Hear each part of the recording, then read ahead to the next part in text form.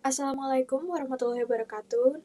Saya dari kelompok 4 ingin mempresentasikan hasil analisis laporan keuangan dari perusahaan dagang yaitu PT Kimia Farma Tbk. Sebelum masuk ke materi, izinkan saya memperkenalkan kelompok saya. Yang pertama ada Chelsea Roidah Baru Simamora dengan NIM 1040224000137. Yang kedua ada Fazila Zafira Afrin dengan NIM 1040224000146. Dan juga saya, Beliana Zara Putri Lesnusa dengan NIM 1040224000158. Yang keempat ada Rifano Adam Widianza dengan NIM 1040224000165. Dan yang terakhir ada Naila Almazia dengan NIM 1040224000173. Informasi umum mengenai PT Kimia Farma Tbk. PT Kimia Farma Tbk adalah perusahaan farmasi pertama di Indonesia yang didirikan oleh pemerintah Hindia Belanda pada tahun 1817 dengan nama NV Chemicalian Handel Randkamp Co. Transformasi PT Kimia Farma Tbk. Setelah nasionalisasi pada tahun 1958, Kimia Farma menjadi perusahaan negara farmasi Bhinneka Kimia Farma. Pada 16 Agustus 1971, statusnya berubah menjadi PT Kimia Farma Persero, dan pada 4 Juli 2001, perusahaan go public dengan nama PT Kimia Farma Persero Tbk. Pada tahun 2020, 90,025% sahamnya dialihkan ke PT Bio Farma Persero, menjadikannya bagian dari holding BUMN Farmasi. Jaringan perusahaan kimia farma. Anak perusahaan kimia farma meliputi yaitu yang pertama, PT Kimia Farma Apotek, PT Kimia Farma Trading and Distribution, PT Singkona Indonesia Lestari, PT Kimia Farma Sungun Farmakopia, PT Pravos Tbk, dan Kimia Farma Dawa Co. Ltd. Perannya sebagai perusahaan dagang dengan jaringan yang luas, Kimia Farma terus berperan dalam menyediakan kebutuhan farmasi dan kesehatan masyarakat Indonesia. Kimia Farma memiliki jaringan yang luas, termasuk 12 pabrik, 1.278 apotek, 451 klinik kesehatan, 75 laboratorium klinik, 10 optik, dan juga 3 klinik kecantikan yang sudah tersebar di seluruh Indonesia. Perusahaan ini juga memiliki 18 gerai retail di Arab Saudi. Di sini saya akan menjelaskan tentang kegiatan operasional PT Kimia Farma Tbk 2023.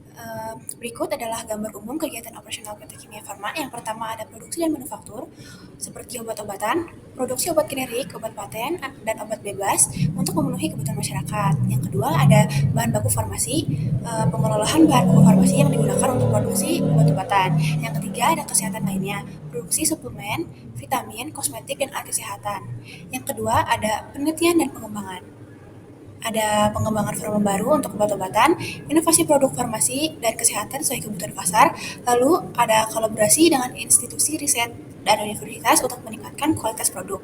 Lalu yang ketiga ada distribusi dan logistik, menyediakan jaringan distribusi farmasi yang mencakup seluruh wilayah Indonesia, penyimpanan dan pengiriman produk farmasi dengan standar mutu yang ketat. Lalu di sini ada yang keempat, yaitu layanan apotek. Pengelolaan jaringan apotek kimia farma di seluruh Indonesia yang menyediakan obat-obatan, produk kesehatan, dan layanan konsultasi farmasi. Lalu ada layanan dokter dan pelayanan kesehatan lainnya seperti cek kesehatan dasar. Yang kelima ada manufaktur alat kesehatan, yaitu produksi dan distribusi alat kesehatan untuk memenuhi kebutuhan rumah sakit, klinik, dan masyarakat. Lalu yang keenam ada pelayanan kesehatan, pengelolaan klinik kesehatan, laboratorium diagnostik, dan layanan pemeriksaan kesehatan. Lalu ada program layanan kesehatan korporasi untuk perusahaan-perusahaan. Yang ketujuh ada ekspor dan kemitraan internasional. Ekspor produk farmasi dan kesehatan ke pasar internasional. Lalu ada kerjasama dengan perusahaan farmasi global untuk pengembangan produk baru dan distribusi. Saya akan menjelaskan mengenai laporan keuangan PT Kimia Farma. Di slide tersebut terdapat kas dan setara kas mengalami penurunan drastis dari 2.153 juta menjadi 792 juta. Piutang usaha pihak berelasi stabil di sekitar 590 juta. Pihak ketiga menurun dari 1.237 juta menjadi 2.106 juta. Piutang lain-lain naik signifikan dari 569 juta menjadi 737 juta. Persediaan meningkat dari 3.177 juta menjadi 3.506 juta. Pajak dibayar di muka mengalami penurunan 462 juta menjadi 285 juta.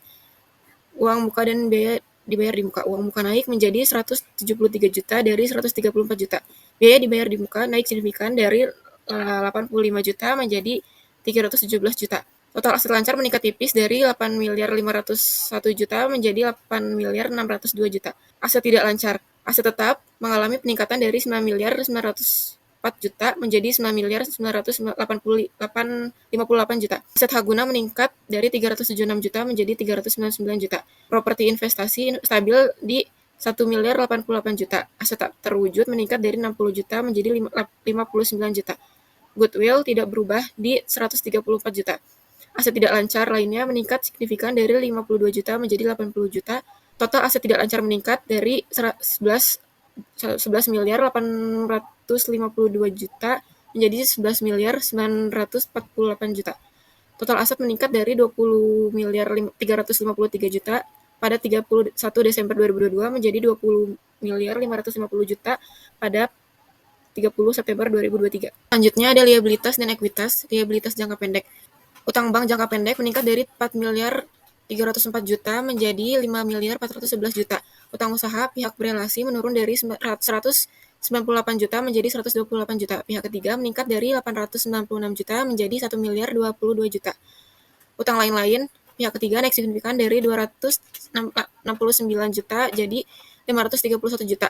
Utang pajak mengalami kenaikan dari 58 juta menjadi 77 juta. Beban akrual menurun dari 107 juta menjadi 81 juta.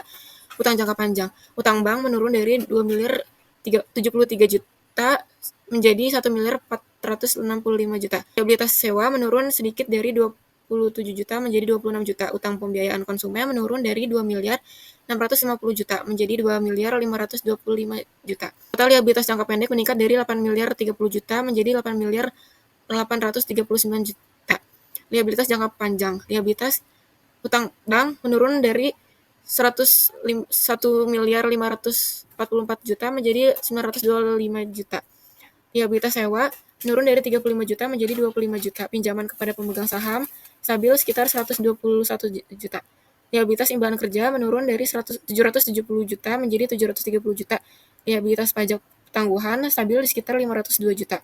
Total liabilitas jangka panjang menurun dari 2 miliar 983 juta menjadi 2 miliar 269 juta. Total liabilitas menurun tipis dari 11 miliar 14 juta menjadi 11 miliar 108 juta. Berikutnya ada ekuitas. Modal saham sedikit meningkat dari 555 juta menjadi 556 juta. Tambahan modal di setor stabil dengan saldo negatif 886 juta. Saldo laba telah ditentukan penggunaannya stabil di sekitar 2 miliar 22 juta. Belum ditentukan penggunaannya, defisit meningkat dari 170 juta menjadi 177 juta. Komponen ekuitas lainnya, obligasi wajib konversi muncul dengan nilai 252 juta pada September 2023. Total ekuitas stabil dengan sedikit peningkatan dari 9 miliar 339 juta menjadi 9 miliar 442 juta. Total liabilitas dan ekuitas. Total liabilitas dan ekuitas meningkat dari 20 miliar 353 juta menjadi 20 miliar 550 juta.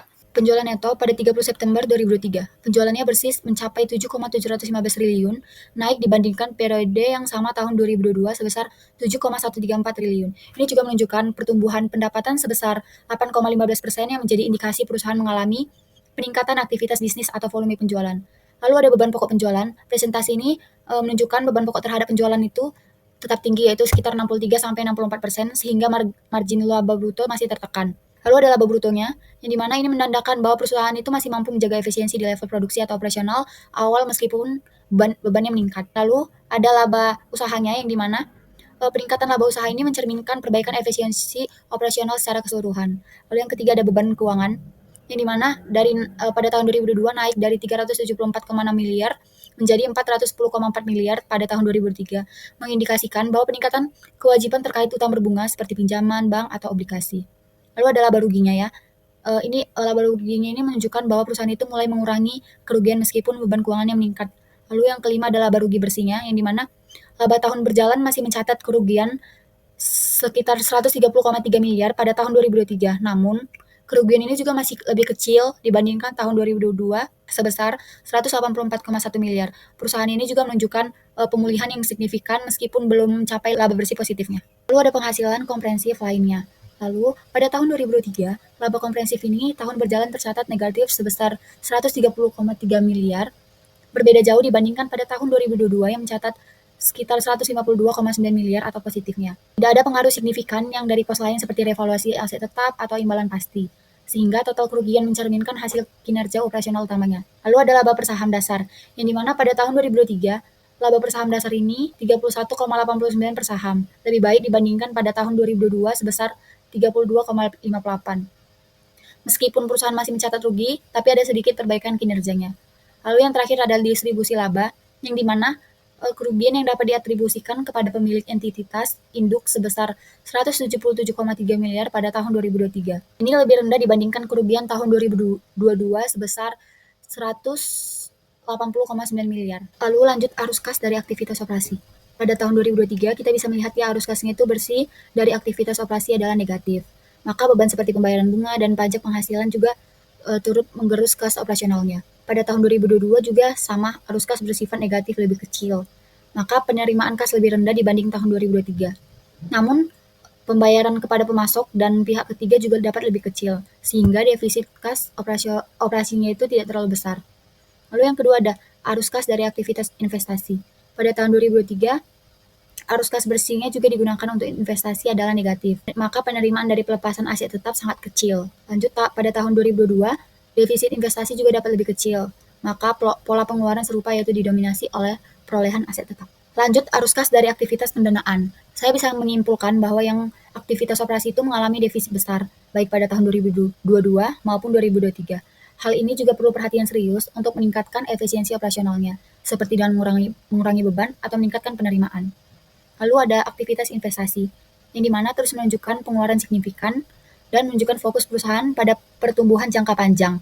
Namun, strategi ini juga harus diimbangi dengan kemampuan pendanaan yang kuat. Lalu ada aktivitas pendanaan menjadi penolak utama, tetapi ketergantungan pada utang perlu dikelola dengan baik untuk menghindari risiko keuangan di masa depan. Lalu ada perusahaan itu harus fokus juga pada peningkatan kas dan dari operasi tersebut, misalnya melalui optimalisasi piutang pelanggan atau efisiensi biaya pemasok. Baik, di sini saya akan menjelaskan untuk rasio keuangannya. Jadi rasio keuangan perusahaan PT Kimia Farma ini yang pertama itu ada rasio lancar. Di rasio lancar ini untuk melihat kemampuan perusahaan dalam memenuhi kewajiban jangka pendeknya dengan aset lancar yang perusahaan miliki. Jadi bisa dilihat di sini pada laporan di atas ya. Untuk tahun 2023 jumlah aset lancarnya mencapai 5.886.662.752. Kemudian untuk jumlah liabilitas jangka pendeknya sejumlah 9.409.735.166. Jadi untuk rasio lancarnya itu berada di 62,56%. Lalu selanjutnya untuk tahun 2022 untuk rasio lancarnya itu berada di 94,12%. Laporan di atas ini menurut saya pada tahun 2023 rasio lancar menurun drastis menjadi 62,56% dari 94,12% pada tahun 2022. Hal ini menunjukkan bahwa kemampuan perusahaan untuk memenuhi kewajiban jangka pendeknya melemah secara signifikan. Jadi penurunan ini disebabkan juga oleh menurunnya aset lancar dan meningkatnya liabilitas jangka pendek.